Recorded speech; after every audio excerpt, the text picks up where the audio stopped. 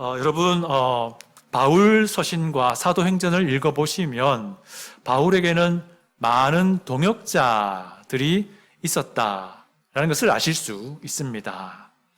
헌신된 사람들이 바울과 함께 복음전도 사역에 동참했었다라는 것입니다. 그들의 사역은 뭐냐면요, 복음을 일단 전하는 겁니다.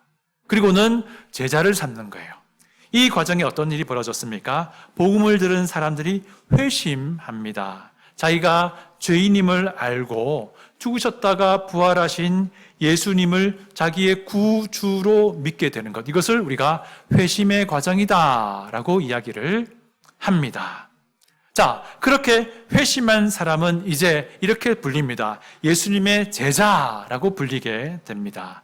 그들은 또한 제대로 된 참된 제자로 자라나야 합니다. 그리고 제자가 된 그들로 하여금 그 지역에 교회를 이루게 합니다.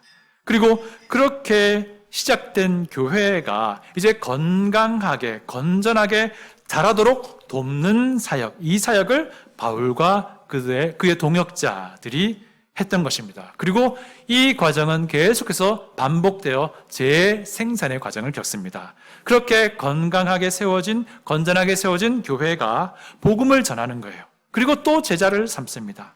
그리고 그들이 또 다른 교회를 이루고, 그렇게 시작된 교회가 또 건강하고 건전하게 자라나도록 돕는 사역, 이것이 복음 사역입니다. 이것을 과거에 바울과 그의 동역자들이 했던 것입니다. 그리고 지금 우리 생수교회가 해야 하는 사역입니다.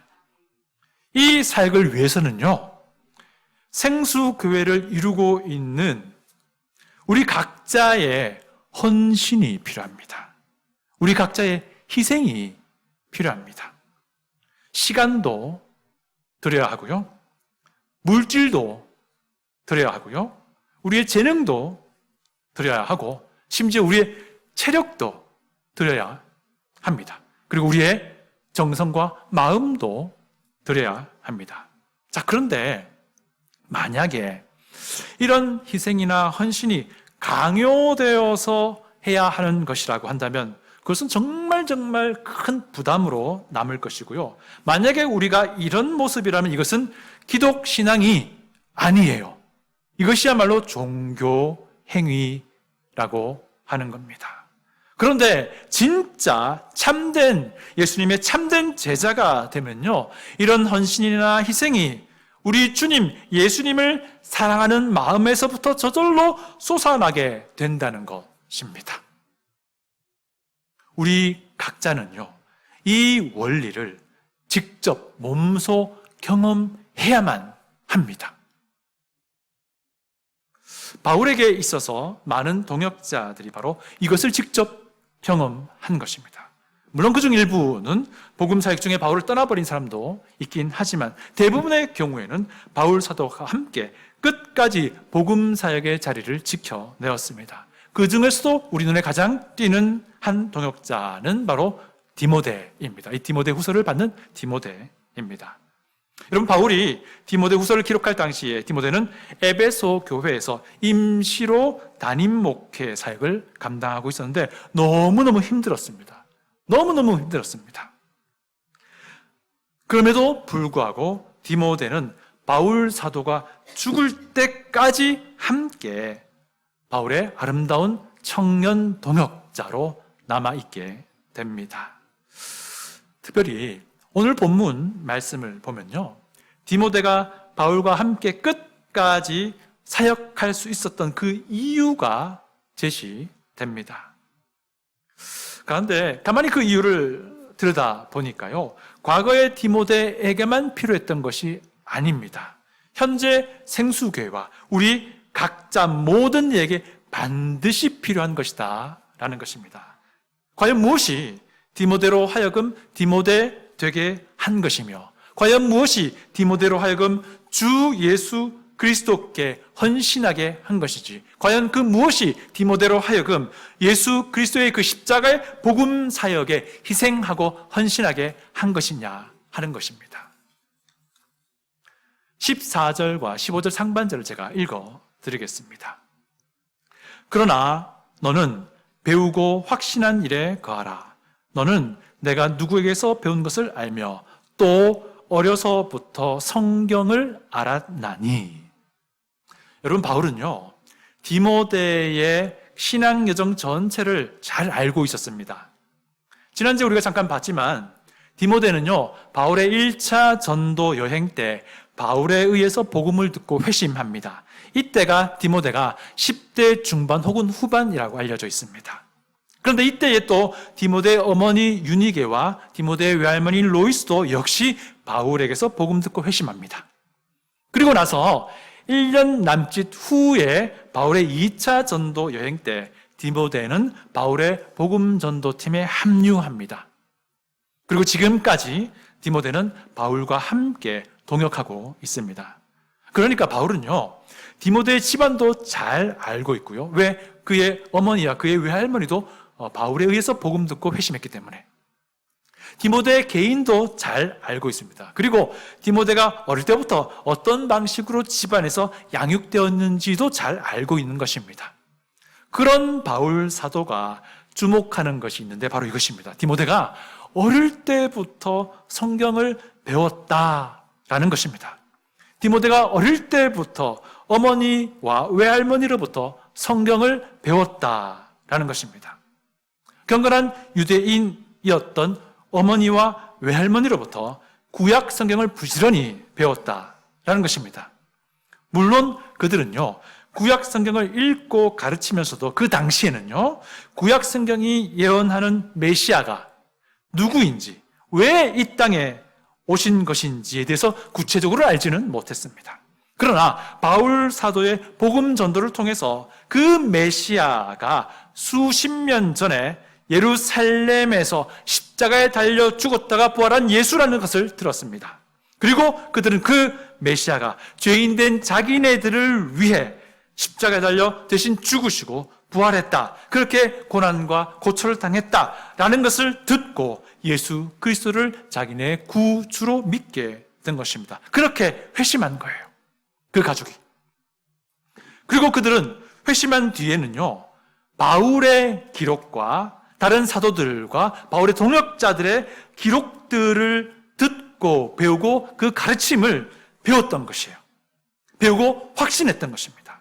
이것 때문에 디모데가 변함없이 복음 사역의 현장 떠나지 않고 바울과 함께 끝까지 헌신하며 지내왔다라는 것입니다.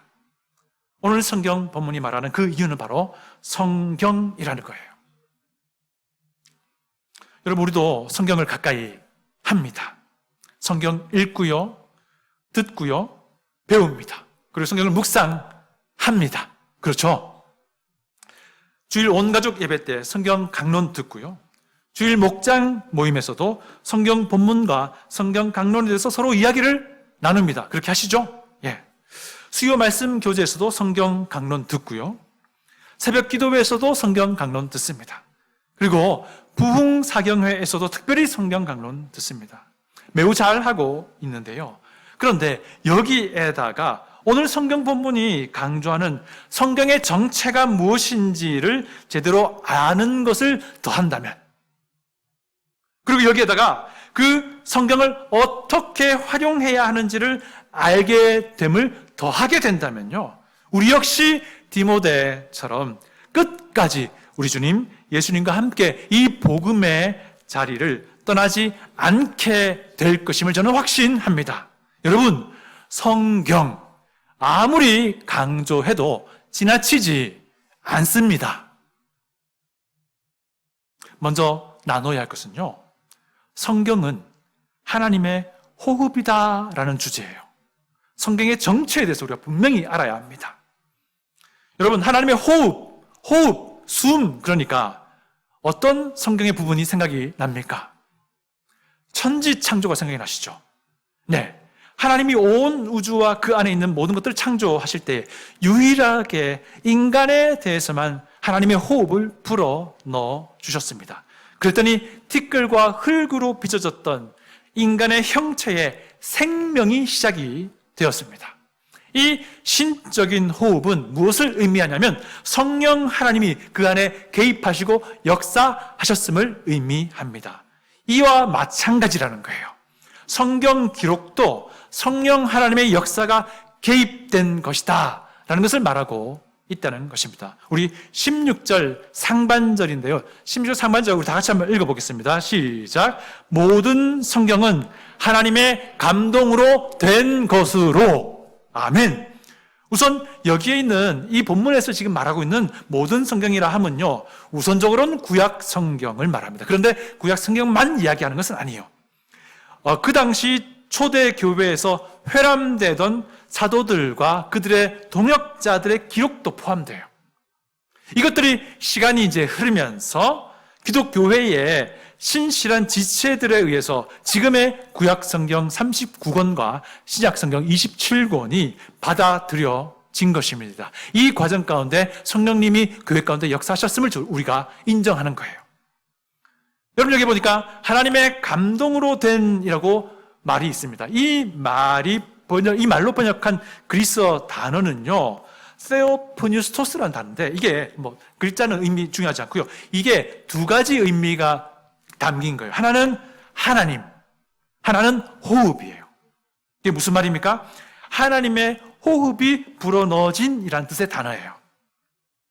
그 모든 성경 기록은 하나님의 호흡이 불어넣어진 결과물이라는 것을 말합니다. 하나님의 호흡으로 된이라는 이 의미의 단어를 때로는 우리는 감동으로 된 혹은 영감으로 된 이라는 표현으로 이해하기도 합니다. 왜냐하면요, 하나님의 호흡이 불어넣어지는 과정을 설명하는 다른 성경 구절을 보니까 감동으로 되었다라는 용어를 쓰고 있기 때문입니다. 하나님의 감동으로 된 것, 하나님의 영감으로 된 것, 하나님의 호흡이 불어넣어진 것, 이것이 과연 무슨 의미일까요? 베드로후서 1장 21절을 제가 읽어드릴게요. 찾지 않으셔도 됩니다. 베드로후서 1장 21절입니다. 예언은 언제든지 사람의 뜻으로 낸 것이 아니요 오직 성령의 감동하심을 받은 사람들이 하나님께 받아 말한 것임이라. 하나님께 받아 말한 것이다. 이것이 성경 기록이라는 거예요. 하나님의 호흡이 불어넣어지는 과정이 이것이라는 거예요. 첫째는 성령 하나님이 인간 저자를 선택해서 그의 심령에 특별히 임하신다는 겁니다. 그리고 그 인간 저자가 하나님께 그 내용을 받아서 구술하고 기록하는 과정이 성경 기록의 결과물이다 라고 하는 것입니다. 이것이 하나님의 호흡이 불어넣어져서 기록된 성경이다 라고 하는 것이에요.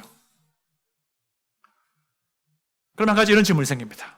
그럼 인간 저자는 기계처럼 불러주는 대로 단어 하나하나를 다 기계처럼만 적은 것인가?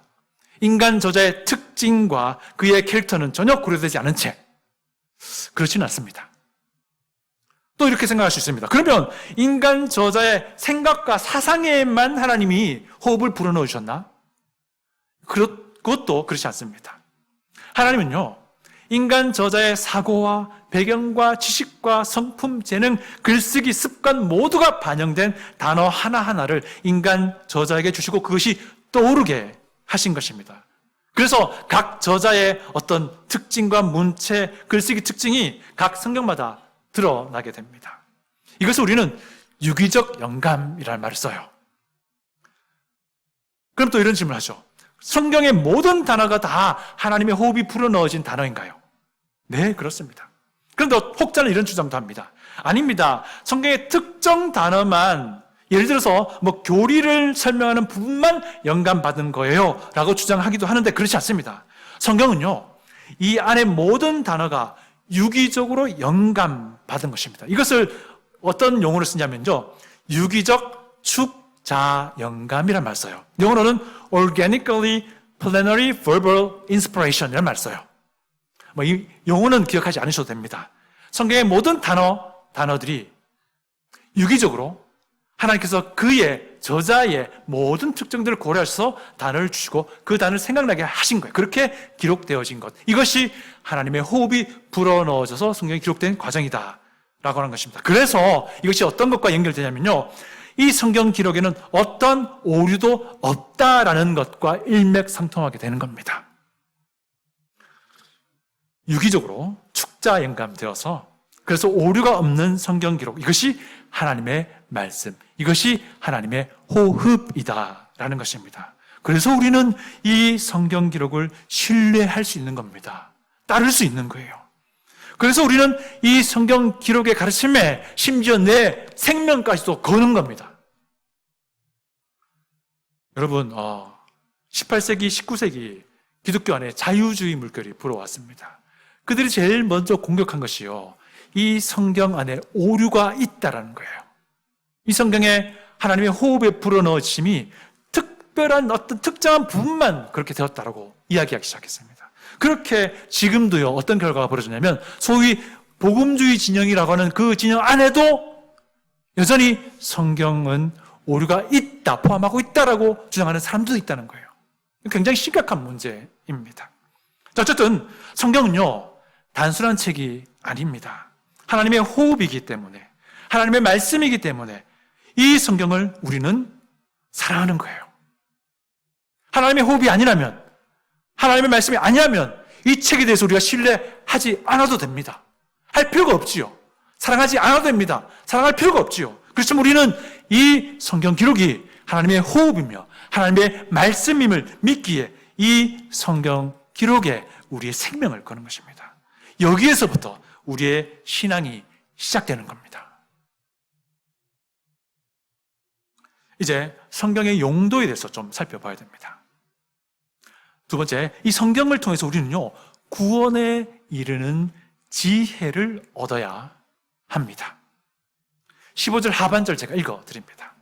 성경은 능히 너로 하여금 그리스도 예수 안에 있는 믿음으로 말미암아 구원에 이르는 지혜가 있게 하느니라. 여러분, 성경 기록의 1차적인 목적은요, 영혼 구원입니다. 성경 기록의 또한 궁극적인 목적은요, 하나님을 예배함입니다. 여러분, 혹시 웨스트민스터 소요리 문답이라는 거 들어보셨죠? 그 1번 질문과 답이 이겁니다. 인간의 창조 목적은 하나님을 영화롭게 하고 하나님을 영원토록 즐거워하게 합니다 라고 말합니다. 이것이 무슨 의미냐면요, 하나님을 영원토록 예배하기 위해서 인간이 창조되었다라고 하는 것입니다. 그런데 하나님을 예배하기 위해서 선행되어야 하는 것이 있습니다. 그것이 바로 영혼 구원이에요. 하나님께로부터 죄의 용서 받고 하나님의 자녀가 되는 것, 이것이 선행되어야 한다는 것입니다. 그래야만이 인간은 하나님께 나아가 예배 드릴 수 있습니다. 왜냐하면 로마서 말씀에 따르니까 범죄한 모든 사람은 그 상태로는 하나님의 영광에 이르지 못한다라고 말씀하고 있기 때문입니다.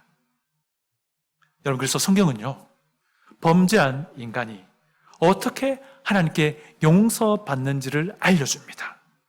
성경은 범죄한 인간이 어떻게 하나님의 자녀로 입양되는지를 알려주는 하나님의 호흡입니다.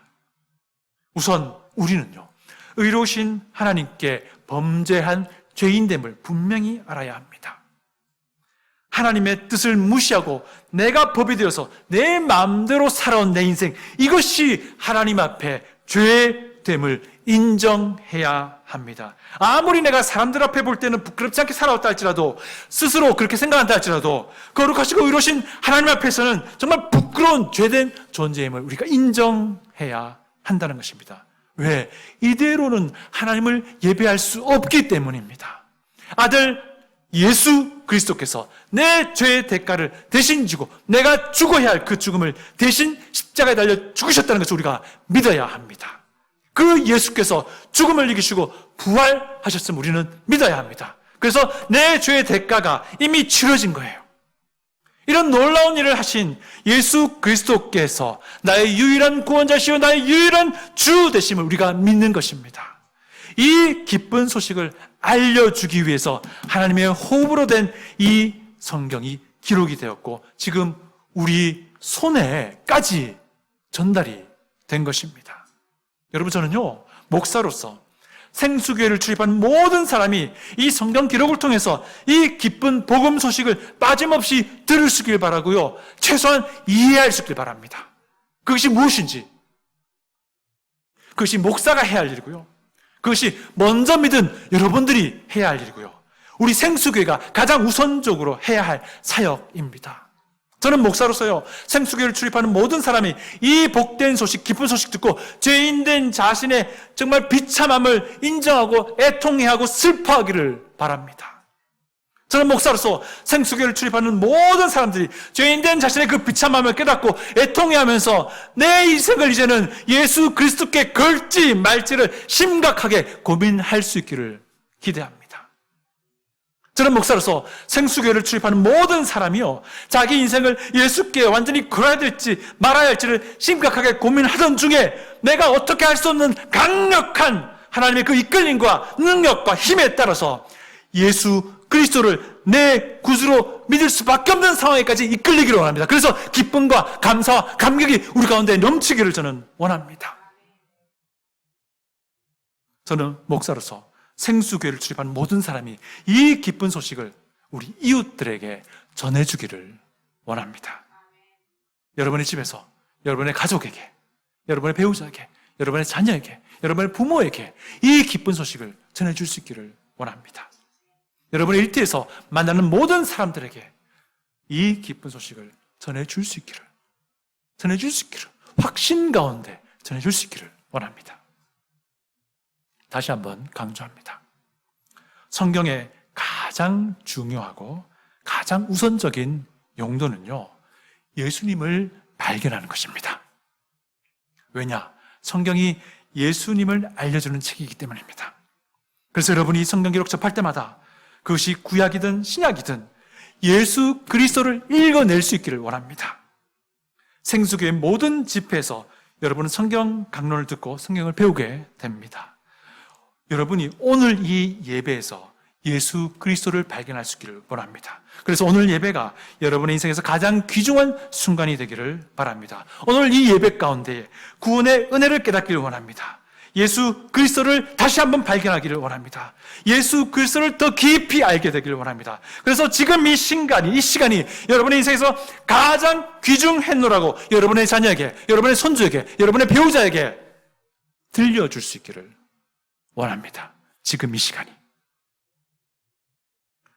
세 번째, 성경을 통해서 그리스도의 제자로 훈련되어져야 합니다. 16절 하반절입니다. 16절 하반절 교훈과부터로부터 다시 한번 같이 읽어보겠습니다. 시작. 교훈과 책망과 바르게 함과 의로 교육하기에 유익하니. 아멘.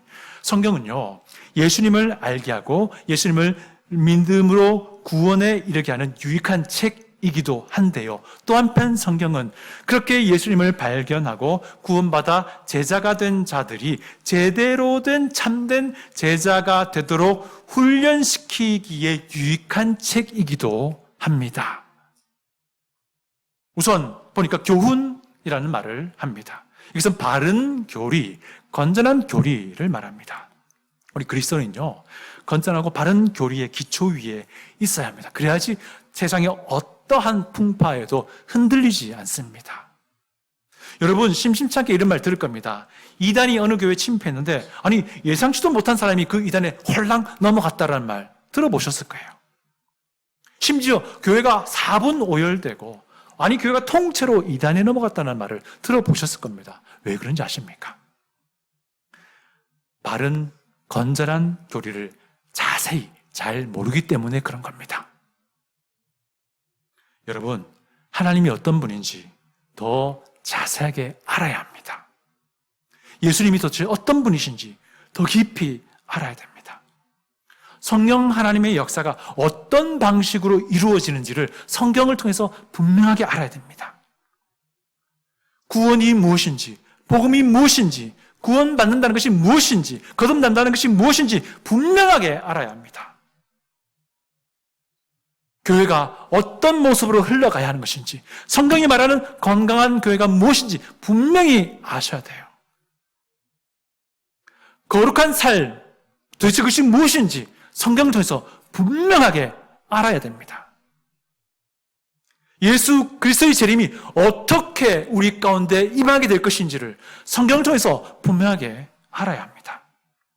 이 모든 세부적인 교리들을 하나님의 호흡인 성경을 통해서 확인하고 또 확인하고 또 점검해야만이 우리가 이 모든 풍파에 흔들리지 않는다는 겁니다.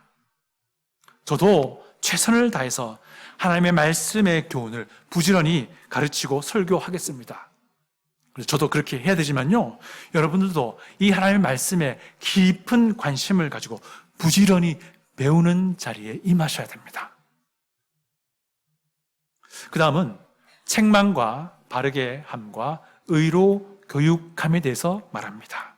이것은 무엇인가 하니 성경 말씀이 가르치는 바에 따라서 자기 자신을 순종시킬 줄 아는 훈련을 말해요. 때로는 성경이요, 따끔한 책망을 내게 하기도 합니다. 때로는 성경이 그 책망을 통해서 내 안에 감추어진 이기심을 드러내기도 합니다. 내 안에 감추어진 더러움을 드러내기도 합니다. 내 불순종을 만천하에 까발리기도 합니다. 때로는 나의 숨겨진 죄악을 막 헤집어서 뒤집어 엎어버리기도 합니다. 이것은 무슨 사인입니까? 분명히 성령 하나님이 나를 교정시키고자 하시는 역사 개입인 겁니다. 그런데 우리는 이런 상황을 만나면 나를 커렉션 하기보다는 심지어 성경의 의미를 커렉션 하기를 원해요. 나를 교정시키기보다는 이 말을 하는 설교자나 성경 교사를 커렉션 하려고 합니다. 이건 올바른 그리스도인의 태도가 아니겠죠. 저 역시 마찬가지예요. 설교를 준비하고 성경 공부를 준비하고 성경 읽고 묵상하다 보면요, 제 속에 감춰져 있는 정말 부끄러운 치부가 드러날 때가 있습니다. 처음엔요, 그렇구나 라고 하다가도요, 이내 제 자신을 바꾸려고 하기보다는요, 성경 말씀의 의미를 살짝 왜곡해 보려고 하는 그런 마음이 생겨나요. 이렇게 하면 안 된다는 것을 제가 말씀드립니다. 여러분, 우리는 그리스도인입니다. 예수님의 제자 아닙니까? 그래서 우리는 성경 기록이 하나님의 호흡임을 믿습니다. 다시 한번 거듭 강조합니다. 하나님의 호흡이 깃든 성경, 이 말씀에서 바른 교리, 건전한 교리를 배우고 그 교리 위에 우리의 신앙의 뿌리를 내릴 수 있기를 바랍니다.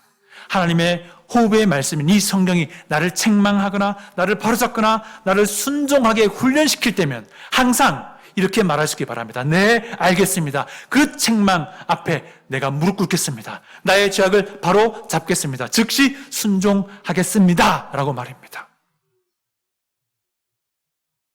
이렇게 할 때에 성경을 통해서 우리는 하나님의 일꾼으로, 사역자로 갖추어지는 것입니다. 다시 한번 말씀드립니다. 성경은 하나님의 호흡입니다. 하나님의 말씀이에요. 성경의 가장 우선적인 용도는 예수님을 발견하는 것입니다. 죄인이 나를 대신해서 십자가에 죽으셨다가 부활하신 예수님을 아는 것이에요. 성경은 구원에 이르는 것을 돕는 유익한 책인데요. 또한 성경은 구원받은 그리스도인이 예수님의 제자로 잘 빚어내고 훈련되도록 돕는 유익한 책입니다. 그리스도인은 성경에서 건전한 교리를 배우고 확신해야 합니다. 그렇지 않으면 여러분이 언제 어떻게 넘어질지 모릅니다. 저도 마찬가지예요. 그리스도인은 성경이 꾸짖는 책망을 들을 줄 알아야 되고요. 성경이 나를 고치려고 할 때 겸손히 내 의지를 내려놓고 기꺼이 고쳐지도록 해야 합니다. 나를 고치려는 성경을 고칠 게 아니라 내가 고쳐져야 한다는 거예요.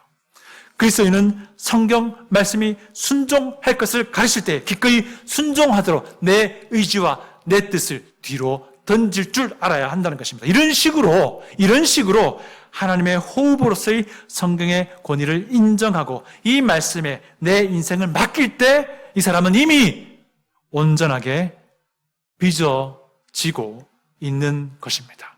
그 사람은 이미 모든 선한 일, 즉 복음 사역에 합당한 사역자로 갖추어지고 있다라는 것입니다. 우리 다 같이 16절부터 17절을 소리내어서 읽어보겠습니다. 16절, 17절입니다. 시작. 모든 성경은 하나님의 감동으로 된 것으로 교훈과 책망과 바르게 함과 의로 교육하기에 유익하니 이는 하나님의 사람으로 온전하게 하며 모든 선한 일을 행할 능력을 갖추게 하려 함이라. 온전하게 하며 모든 선한 일을 행할 능력을 갖추게 하려 함이라. 아멘. 사랑하는 성도 여러분, 여러분이 손에 들고 있는 이 성경 기록은 하나님의 호흡입니다. 오류가 없는 하나님의 말씀입니다. 이 성경 말씀에서 예수 그리스도를 끊임없이 발견할 수 있기를 원합니다. 이 성경 말씀에서 하나님의 호흡에서 우리가 책망을 발견하고 그 책망 앞에 겸손하게 무릎 꿇을 줄 알기를 원합니다. 이 성경 말씀, 하나님의 호흡 앞에서 이 하나님의 말씀이 나를 고치고자 할 때에 내가 고쳐지도록 내 자신을 내려놓을 줄 아는 성숙함이 우리에게 있기를 원합니다. 하나님의 호흡된 말씀, 하나님의 호흡에 들어간 이 말씀, 성경 기록 앞에서 순종을 요구할 때 내가 겸손하게 순종하는 성숙함이 우리 가운데에 있기를 축복합니다. 다 같이 기도하겠습니다.